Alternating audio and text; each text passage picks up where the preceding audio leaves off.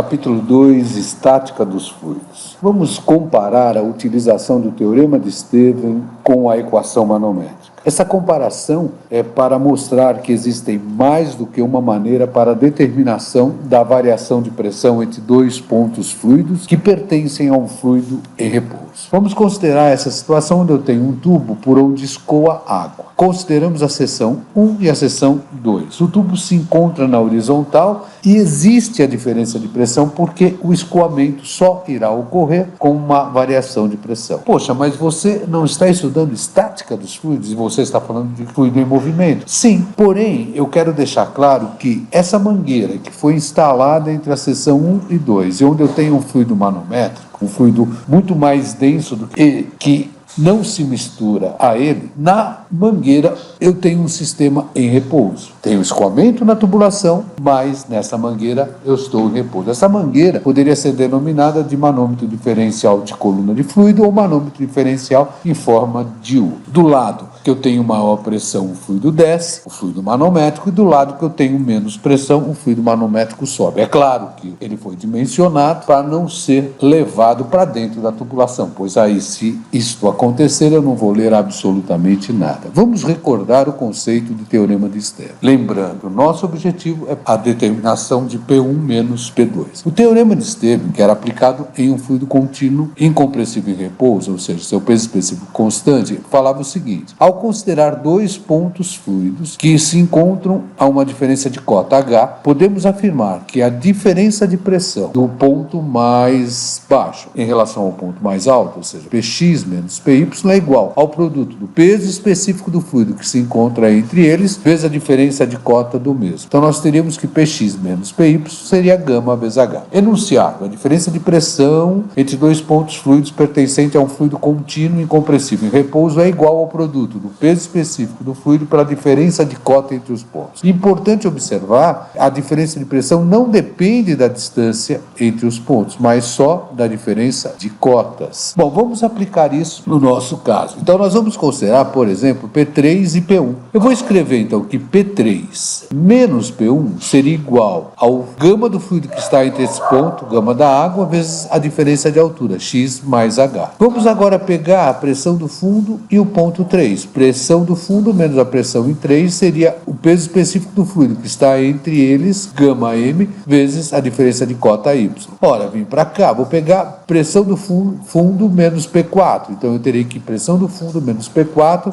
será igual ao peso específico do fluido entre eles, gama M, vezes a diferença de altura de cotas Y. Vou pegar P4 menos P5, gama do fluido que está entre eles, gama M, vezes H. Vou pegar P5 menos P2, eu terei gama da água, que é o fluido que está entre esses dois pontos, vezes X. Bom, agora nós vamos ter que fazer todo um tratamento matemático para que possamos concluir quem será P1 menos P2. Então, se eu pego aqui essas duas equações, eu já vou tirar que P4 é igual a P3. Se eu venho com isso na equação de baixo, eu já vou poder escrever que P3 menos P5 será gama M vezes H. Agora, se eu pego essa informação e jogo na minha última equação, eu vou poder escrever, somando uma com a outra, que P3 menos P2 vai ser igual a gama do fluido manométrico vezes H mais gama da água vezes X. Ora, vou chamar essa equação de 1, vou chamar essa equação inicial de 2. E agora eu vou fazer 1 menos 2. Quando eu faço 1 menos 2, eu vou tirar que P1 menos P2 vai ser igual a H vezes gama, peso específico do fluido manométrico, menos o peso específico da água. E esta será a nossa diferença de pressão obtida pelo Teorema de Stevens. Observem que eu tive que fazer várias equações e trabalhar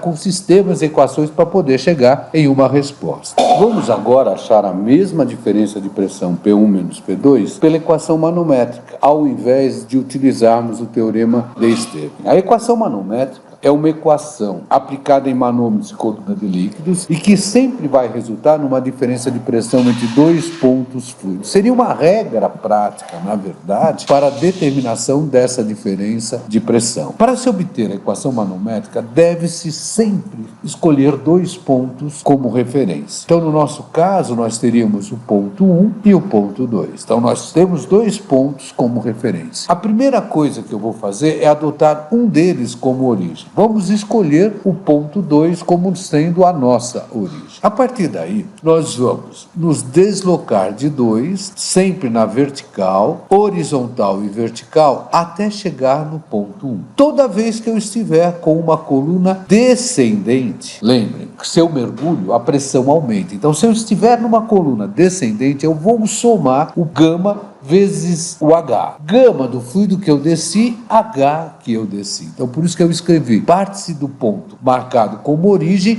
e a ele soma-se o produto dos pesos específicos com as colunas descendentes. Quando eu estou aplicando isso, eu vou pegar a pressão que eu tenho em 2 e a ela eu vou estar somando gama da água vezes X mais gama M vezes H mais gama M vezes Y. Eu somei todas as colunas descendentes. Na horizontal, se eu nado na horizontal, a pressão permanece constante. Então, na horizontal, eu simplesmente pulo de um ponto para outro. Eu vou pular do meu lado esquerdo para o meu lado direito. E a partir daí, eu vou subir, eu vou ascender ao meu ponto que não foi adotado como origem. E nessa situação, ao subir, eu vou subtrair sempre o produto do gama vezes o H que eu estou ascendendo. Então, no nosso caso, nós ficaríamos com menos gama M vezes Y, menos gama da água vezes H, menos gama da água vezes X. Finalmente, nós chegamos ao ponto que não foi adotado como origem. A ele, nós vamos igualar toda a nossa expressão obtida. Então, tudo isso seria igual à pressão que age no ponto 1. Ora, observe que o gama da água vezes X eu cancelo, o gama M vezes Y eu cancelo, vou chegar na mesma expressão, P1 menos P2 igual a H vezes gama do fluido manométrico menos o gama da água. A escolha é de cada um, já que em ambas obtemos a mesma resposta. Vamos aplicar o que estudamos. A figura a seguir mostra um trecho de uma instalação hidráulica que transporta água. O peso específico da água igual a 9.800 N por metro cúbico, por um tubo de aço 40 com diâmetro nominal de 2 polegadas, onde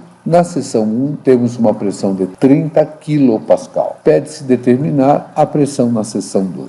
Então nós temos na seção 1 conhecida a pressão, 30 kPa. Queremos achar a pressão na seção 2, porque o nosso tubo em forma de U, nesta região toda que vocês estão vendo eu tenho água, nesta região toda eu tenho água e nessa daqui eu tenho, no caso, mercúrio. Segundo, sabendo que o sistema a seguir encontra-se em repouso, pede-se determinar o desnível H do fluido manométrico que apresenta um peso específico igual a 26.265 N por metro cúbico. Sabe-se que a pressão no ponto A é 45.640 N por metro quadrado e que a pressão no ponto B é igual a 23.640 Pascal. Observação, Pascal e Newton por metro quadrado é a mesma coisa.